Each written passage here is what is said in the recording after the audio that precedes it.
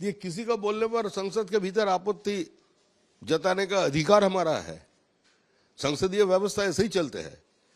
अगर आपने खड़ा हो जाएंगे शून्यकाल में और आपका कहना था इस देश को स्पोर्ट्स के लिए और उठने का बाद आप लोग सीए का खिलाफ एनआरसी को लेकर बात चालू कर देंगे और कंसंट्रेशन कैंप की बातें करते रहेंगे तो हम तो विरोध करेंगे ही। अगर कोई खड़ा होकर बोलेंगे जो भारतीय जनता पार्टी पश्चिम बंगाल को तोड़ने का साजिश कर रहे हैं, हमारा जो अध्यक्ष है सुकांत मुजुमदार, उन्होंने क्या बोला था?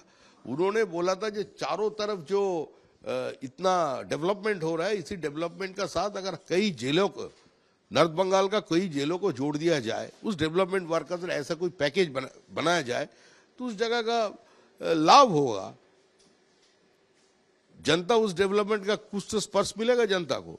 तो इसी को लेकर इतना हल्ला मचा दिया और खुद तृणमूल कांग्रेस कल खड़ा होकर बोल रहा है स्पेशल पैकेज चाहिए हम लोगों को उत्तर बंगाल के लिए।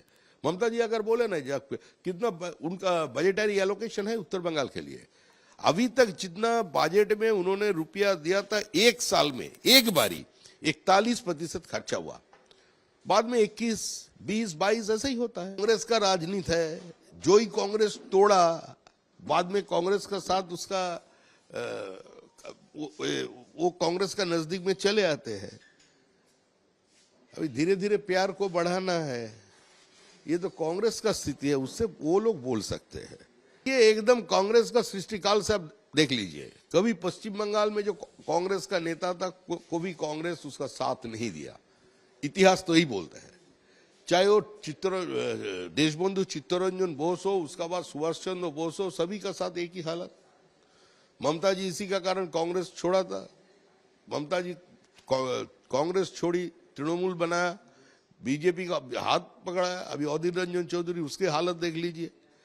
सेब जितना देर तक मुर्शिदाबाद का चुनाव था उतना दिन खाड़गे जी चुप था। जब मुर्शिदाबाद पार हो गया खाड़गे जी स्टेटमेंट दे दिया तो ज्यादा सीट इधर तो सीपीआईएम लड़ते थे वो लोग। तो साउथ बंगाल को ज्यादा से ज्यादा सीट तो सीपीएम उस समय कॉन्टेस्ट कर रहे थे।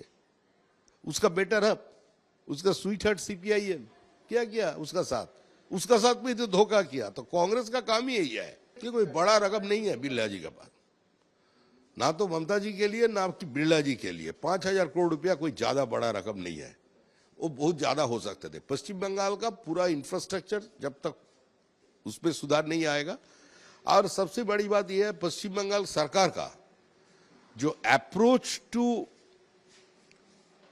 प्रेजेंट इंडस्ट्रियल कंडीशन, उसमें जब फर्क नहीं आएगा, जब तक कुछ परिवर्तन इधर होने वाले नहीं है। निवेश आए, Bharatiya Janata Party is very much in favour of industrialisation.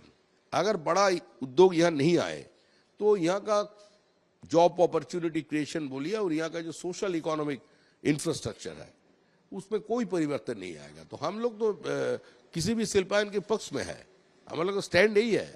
आज गुजरात देखिए, आज उत्तराखंड देखिए, उत्तर प्रदेश देखिए, आज हमारे राज्य की मुख्यमंत्री का साथ जो लोग मंच शेयर करते हैं, मंच पे खड़ा होकर जो लोग बोलता है कि इतना अच्छा इन्वेस्टमेंट का सिचुएशन पहले नहीं था, वही तो सब लोग बाहर इन्वेस्ट कर रहे हैं। तो flight of capital is on. कोई पश्चिम बंगाल में निवेश करने के लिए उत्साही नहीं है।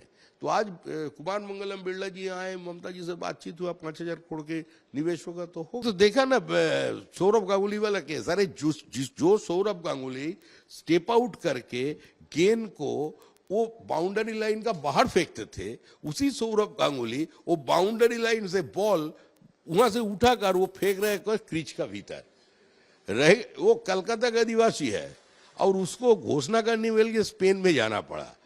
ये सारे इवेंट मैनेजर ये सब लोगों को पकड़ के लाते थे। कितना गोरे चमड़ा वाला लोग देखते हैं ना इस पश्चिम बंगाल का इंडस्ट्रियल मीट में, ये इवेंट मैनेजमेंट का काम है। उसको किसी को $200 $300 दे दिया, पकड़ लिया, बोले चलो वहां, वो लोगों को खड़ा होकर बोलता है। तो ये नाटक बंगाल पहचान गया। तो रास्ते पर ही है, पश्चिम बंगाल की जनता तो रास्ते पर आ गई है। महिलाएं पुरुष अपने घर छोड़कर आज माइग्रेंट लेबर बन गए। पूरा राज्य का तो रास्ते पर ला दिया ममता बनर्जी। और ये विरोध करने का जगह तो पश्चिम बंगाल का सड़क नहीं है। जीएसटी काउंसिल में तो पश्चिम बंगाल का अर्थमंत्री भी एक सदस्य है। जीएसटी काउंसिल में 1 वोट भारत सरकार का है और 1 वोट पश्चिम बंगाल सरकार का भी है। तो इतना दिन तक वो क्या बोल रहे थे? चंद्रिमा भट्टाचार्य जो पार्टिसिपेट किए थे लास्ट मीटिंग में, क्या उसमें उन्होंने ये बात उठाई थी? ये तो जानना चाहिए। उसमें अमित मित्र का भारी योगदान था। अमित मित्र कम से कम 40 का ऊपर अमित मित्रों का सजेशन एक्सेप्टेड हुआ जीएसटी काउंसिल में। तो आज का दिन में मुख्यमंत्री ये बात से अपनी नजर हटाने के लिए, जो अभी सिचुएशन है वेस्ट बंगाल का, चाहे वो लॉ एंड ऑर्डर हो, चाहे बाढ़ की समस्या हो, चाहे स्वास्थ्य व्यवस्था हो, चाहे पुलिस को लोग पीट रहे हैं, सरकारी ऑफिसर को तृणमूल कांग्रेस पीट रहे हैं और जनता पुलिस का वर्दी उतर रहे हैं, ये जो चल रहे हैं, और जो स्वास्थ्य का जो व्यवस्था है पश्चिम बंगाल में, डेंगू जिस प्रकार से फैला रहा है, उसी के कारण हो रहा है। अरे ये लोग डेंगू का मच्छर नहीं मार सकते, वो लोग मोदी मारने निकल पड़े हैं। कहाँ बोला? संसद के भीतर, वो संसद का भीतर जो बोला उसका जवाब संसद का भीतर ही उनको मिल जाएंगे। हम लोग जो हमारा जो एजेंडा है हमारा वो फुलफिल करके रहेंगे। जो वो सैफ्रनाइजेशन ऑफ एजुकेशन का बातें कर रहे हैं हम लोग, हमारा तो टारगेट बहुत बड़ा है, तो छोटा बात बोल रहे हैं। वो लोग जिसको सैफ्रनाइजेशन मानते हैं, हम लोग उसको हमारा देश की धरोहर मानते हैं, हमारा गौरव मानते हैं, हमारा अतीत मानते हैं। तो उसको हम लोग लागू इस पीढ़ी को जनाने के लिए जो काम करना पड़ेगा वो करेंगे। सिलेबस में जितना चेंजेस लाना होगा वो हम लोग लाएंगे। और ये हमारा देश का नहीं, तो हमारा भारतीय जनता पार्टी का मूल उद्देश्य है और हमारा विचार परिवार का यही उद्देश्य है, सारा दुनिया का जितना सारे देश है उसका सारे सिलेबस बदल हो जाए। वो मृगन भी बड़ा हिरन जो होता है ना, वो अंत में पागल हो जाता है।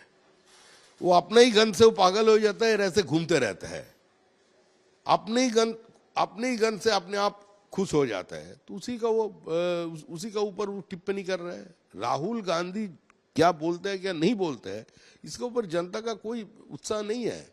कांग्रेस का जो आला नेता है वो भी राहुल गांधी का बयान को कोई अरे लीडर ऑफ द अपोजिशन है तो है, उसको मिला उतना सीट इसलिए लीडर ऑफ द अपोजिशन है। देखिए अगर ऐसा कोई काम किया होगा तो ईडी सीबीआई का छापा पड़ेगा। राहुल गांधी तो बेल में है। राहुल गांधी नेशनल हेराल्ड पे जो केस राहुल गांधी के ऊपर लागू है, वो केस किसने किया था? कोई भारतीय जनता पार्टी का कार्यकर्ता तो नहीं किया था। नेशनल हेराल्ड में जो स्टेक होल्डर्स था, जो कांग्रेसी है, जाने माने कांग्रेसी है, उन लोगों के तो जो दावा था उसी का हिसाब से कोर्ट का पे चल रहा है उसका मामला।